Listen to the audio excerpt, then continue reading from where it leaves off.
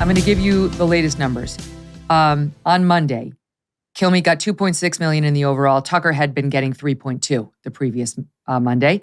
Kilmeade got 294,000 in the key audience demo of 25 to 54-year-olds. The previous Monday, Tucker had 445.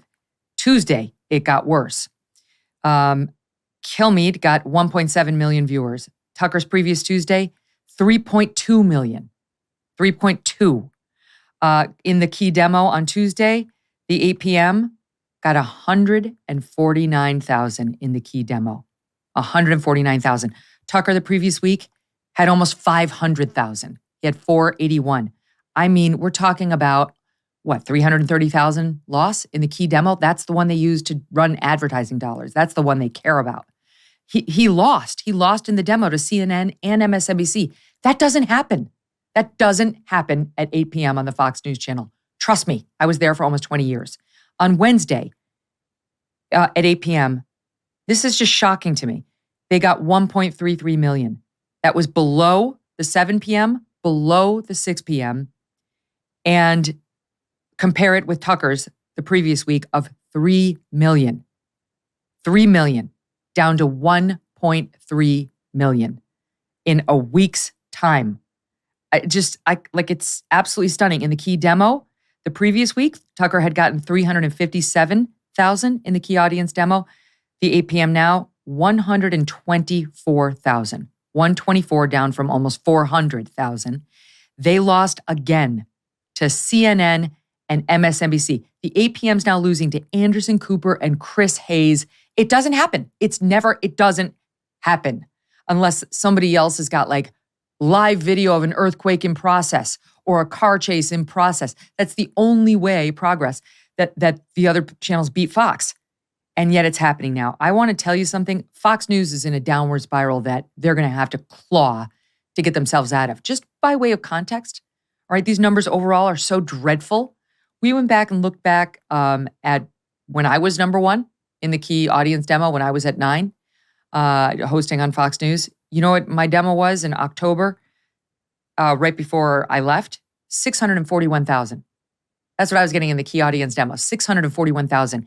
They are down at 124,000 right now at the 8 p.m. And this is an existential crisis for the channel in its prime time, which is how they make money. Don't get me wrong. Daytime's nice for news development. You got to keep something on the air. They live off of their prime time. And the food has dried up. Your reaction? Look, I think that this is the first time that Fox is having to deal with an audience that, because of the way a host has exited in this case, feels like their best interests are not being taken into account, right? I think that this is the first time that you've seen, with the O'Reilly situation, I think it was very different. Your situation was very different.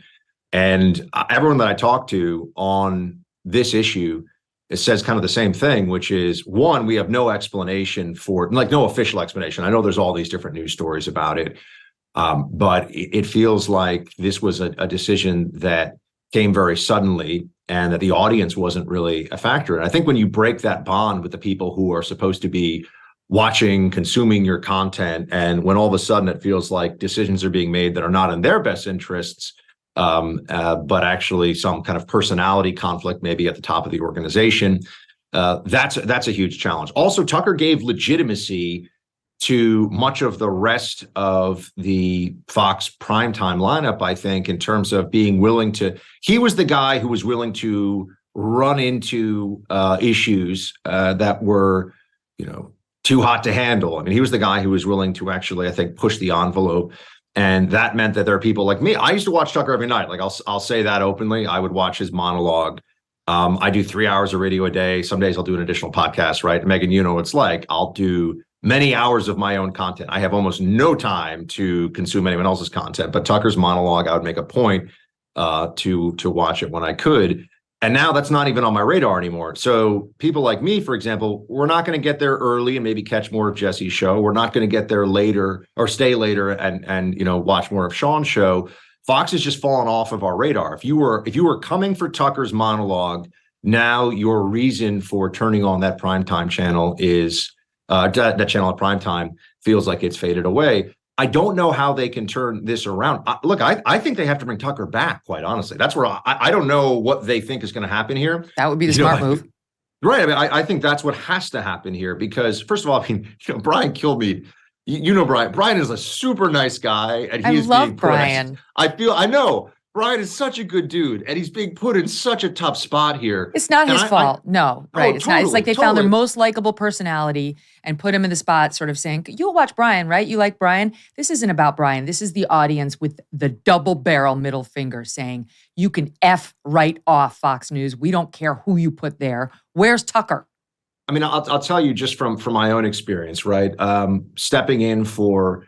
There are really, there's prime time at Fox and there's being on one of like the big four radio shows, but really the biggest obviously was Rush Limbaugh for over 30 years. And when Rush passed, there was this understanding with the audience that again, what I was saying before about their interests, that relationship, that bond that Rush had with that audience was so respected by Premiere, by iHeart, and just everybody involved, that the decision was made. Look, we're just going to have people come. We're doing effectively a tribute to Rush. They did a tribute to Rush, pulling some of his best stuff for months, and that was done intentionally, just to say, look, we want all of you to know that Rush was the greatest that's ever done this. And then the decision came along. People say, well, why is it like the Clay and Buck show? Why are there two of you? I mean, the joke I always make is that Rush's shoes were too big to fill, so that they put Clay in one shoe and me in the other, and we're running as fast as we can in it. And I think the audience knows that we have that level of respect for Rush and what he did. But what I'm saying is that there was this real plan to transition and this understanding of no one's filling Rush's shoes, but we're going to try to serve this audience anyway. So that audience felt respected. Megyn, right now, the 8 p.m. Fox audience, and I know because I'm one of them, and I talk to so many people who are, they feel disrespected. They're like, well, what do you mean you're taking our guy off the air? For what? They haven't even told anybody for what yet. I think they have to bring Tucker back. I think short of that, this is not an issue that can be easily fixed. And when you departed, Bill departed, there was the Trump wave that happened, right? The Trump phenomenon. The Trump phenomenon, I mean, honestly, all you had to do was sort of get on TV and cover Trump and be like, wow, this is kind of an amazing political reality we've got here. And it was just like, boom, right? That's not there anymore. And it's not going to be there even if Trump, I think, wins the primary, because it's just a different attitude and a different time. So I think that for the first time, Fox, to me, is in an existential crisis when it comes to viewers. I've been watching Fox since I was in high school. I agree with you 100%. I used to laugh that those big numbers I was getting at 9, I was very proud of them. I got those during the Obama years. The Obama years, Buck. Okay? It wasn't during the Trump cup runneth over years. It was hard to put points on the board back then. The man was 9 times out of 10 quite boring. Not as boring as Joe Biden, but he was a bore compared to Trump. But in any event, so you're right. Not only is Trump not going to be quite as exciting this time around, even if he gets it, but Fox has turned on Trump. Maybe the Murdochs will eventually say, okay, we'll submit and we'll go along with him if he becomes the GOP nominee. But very clearly, they've turned on him. Let's talk about anxiety. Chances are you, like most of us, have experienced anxiety at one point in your life. If you have, you know it's no fun. Well, did you know that our dogs can experience anxiety too? That's right, anxiety in dogs is actually much more common than you may think. Luckily, though, there is help. The escape-proof high-anxiety dog crate by Impact Dog Crate is the first-of-a-kind dog crate designed specifically for dogs suffering from anxiety. Constructed from heavy-duty aluminum, this crate is built to provide the maximum amount of protection for your anxious pup. I know what you may be thinking. Wouldn't a crate make my dog's anxiety worse? The answer is no. Dogs enjoy having a safe and secure space like a den where they can go and relax and de-stress and not be bothered by anybody, whether it's a kid or you or another dog. I can speak to this personally. I see my dogs go in their crates all the time. We leave the doors open. You're like, where's Thunder? Where's Strud? They're asleep in their crate with the door open. They could be anywhere, but they choose to go in there. The high anxiety dog crate provides just that. And it's even backed up with a 10-year dog damage warranty. Thanks to Impact Dog Crates, dog owners have peace of mind knowing their beloved pups and home are safe. It's a win-win.